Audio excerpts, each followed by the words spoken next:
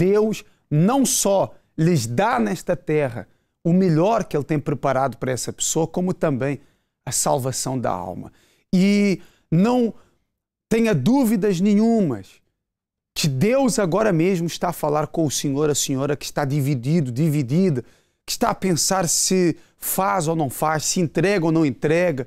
Você que tem vivido na igreja, mas até agora não recebeu o Espírito Santo. Você vai acompanhar agora a história do senhor Edson, que está aqui conosco no nosso programa. Senhor Edson, muito bom dia. Olá, pastor. Bom dia. Tudo bem com o senhor? Bom, bem, obrigado. É um prazer estar aqui. Que bom. E partilhar a história. Com esta palavra nós podemos ver na vida do senhor que realmente quem se entrega por inteiro há uma mudança completa na vida. Com certeza, pastor. Porque enquanto eu estive longe, sem conhecer a Deus, sem conhecer o caminho da vida, não sabíamos onde correr, pastor. Não sabíamos o que fazer. A minha história começou assim.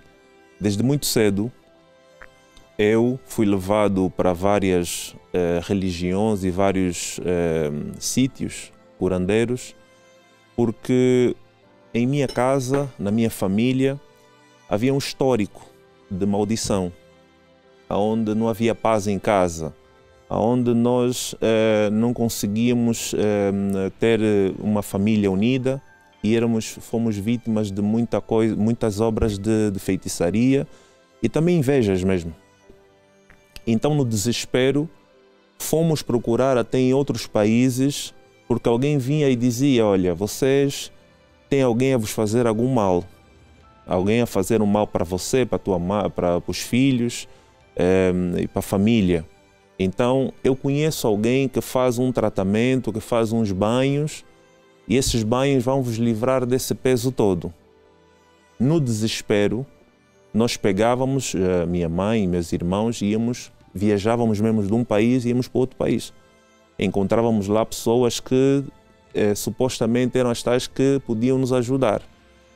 E nessa busca, pastor, fomos em vários sítios, levamos banhos tradicionais que eram feitos à madrugada, à meia-noite, todos em fila, e ninguém questionava nada, porque eram indivíduos que diziam que podiam nos ajudar. Então nós, como o pastor está a dizer, nós entregávamos, estávamos prontos para tudo. Se ele dissesse que é meia-noite... Mas no lugar errado. Exatamente isso. Se ele dissesse que é meia-noite, alguém podia dizer: mas meia-noite é muito tarde, por que não fica... Por que não marca pela manhã ou tarde, algo assim? Não, eram horários mesmo onde exigiam um sacrifício a mais da nossa parte.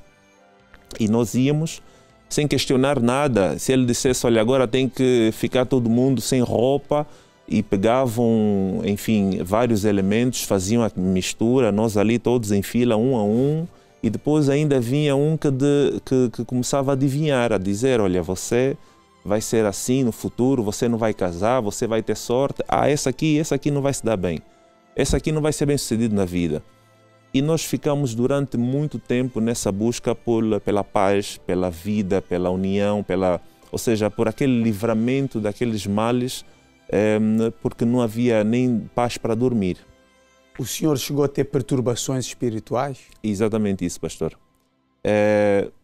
Eu sei, quando muitas vezes vejo o programa, quando ouço pessoas a ligarem para o amigo o SOS, e eu sei quando as pessoas dizem: olha, não consigo dormir e estou aqui, eu sei o que é isso, ficar a madrugada acordado sem conseguir ter sono.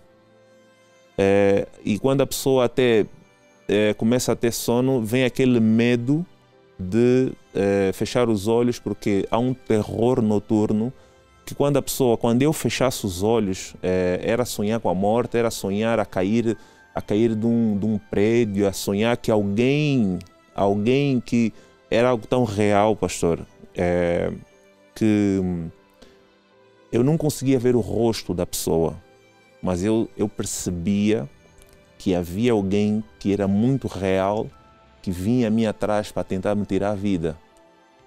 E depois, pastor, quando eu despertasse, aquilo era o corpo todo molhado, suado mesmo, um desespero tão grande que você não sabia onde correr, não sabia como explicar, como falar com as pessoas, porque aquilo era algo assim que, enfim. Então aquilo aconteceu durante muito tempo, durante muitos anos. E quando é que houve a mudança? Como é que o senhor conheceu a Igreja Universal? O que o senhor fez e como é que está hoje? Bem, passado alguns anos, alguém disse, olha, tem uma igreja dos brasileiros que eles estão a fazer umas orações boas e há pessoas que estão a ser ajudadas.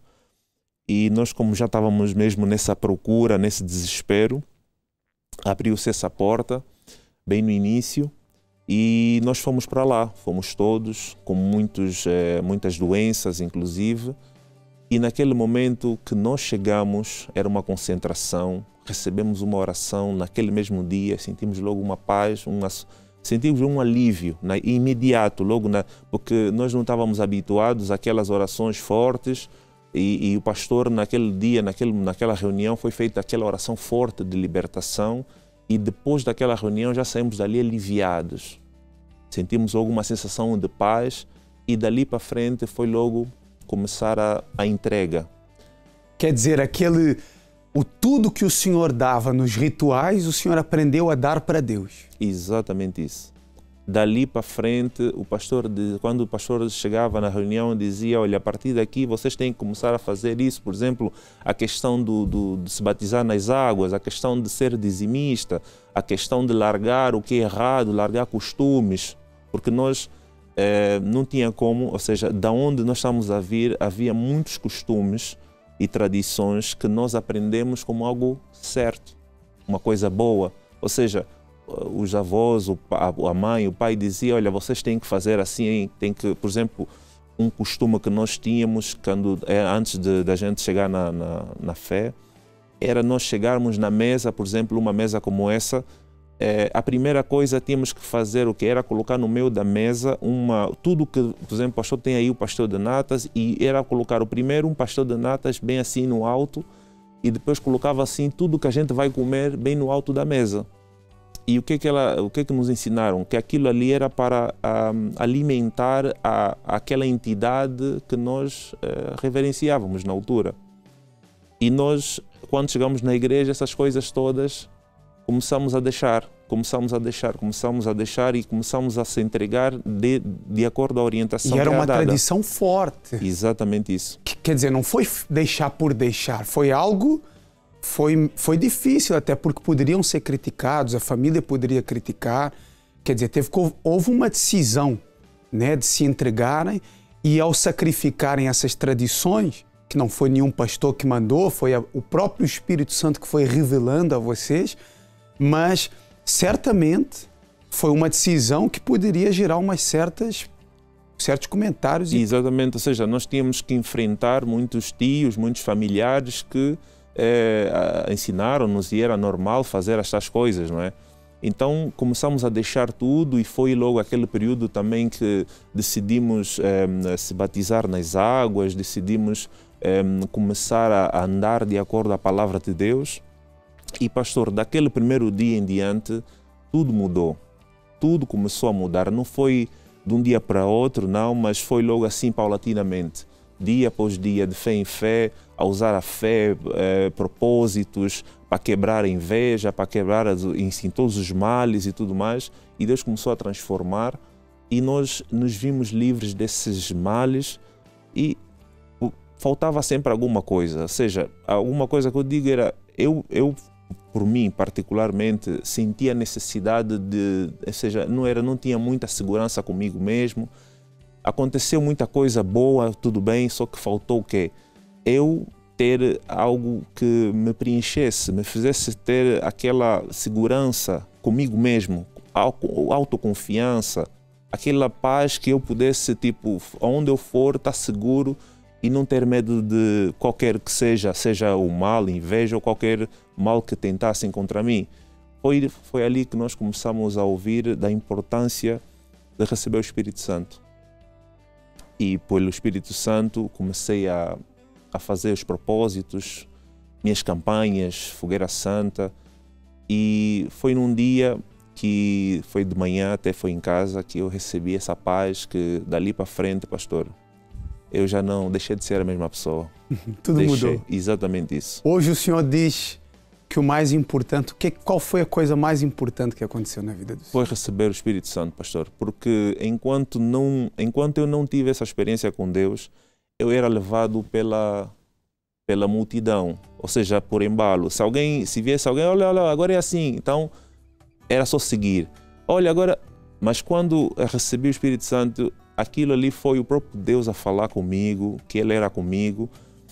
Até o momento, por exemplo, a pessoa pode até abrir a Bíblia e ler como qualquer um livro, mas quando a pessoa recebe o Espírito Santo, pastor, há um entendimento que não se explica.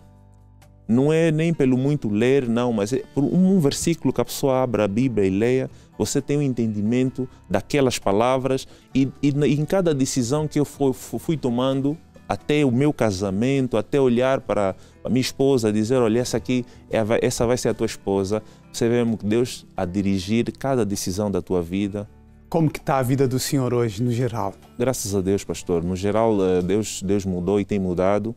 E hoje estou casado, tenho minha família, tenho 2 filhos, estamos na presença de Deus, minha mãe, todos os meus irmãos também na presença de Deus, a servir a Deus. Trabalho vai andando por conta própria, Deus tem nos dado essa sabedoria, direção para a gente conseguir desenvolver o trabalho e prosperar. E graças a Deus, pastor, estamos na fé. Tem saúde? Saúde, pastor, é verdade. Saúde era uma coisa que eu não tinha. Porque praticamente a minha segunda casa era o hospital. Hoje está bem. E eu estou bem, graças a Deus. Então, está aí, amigo, amiga que está a acompanhar o programa, a sua vida pode mudar por completo. Como o senhor Edson falou, o principal foi ele ter recebido o Espírito Santo, mas ele entregou tudo. Não foi fácil. Ele entregou tudo. Veja que ele esteve disposto a enfrentar críticas de outras pessoas quando abdicou até mesmo das tradições. E muita gente tem ficado preso a coisas e pessoas e não se entrega a 100% para Deus, e por isso que a vida não consegue, Deus não consegue mudar a vida dessa pessoa. Por isso hoje nós vamos falar sobre algo na Igreja Universal que vai mudar a sua visão. Eu quero agradecer ao Sr. Edson por ter estado aqui, muito obrigado. Eu que agradeço pela oportunidade de poder partilhar um pouco da minha história. Deus abençoe. Amém. O senhor e a família também. Muito obrigado.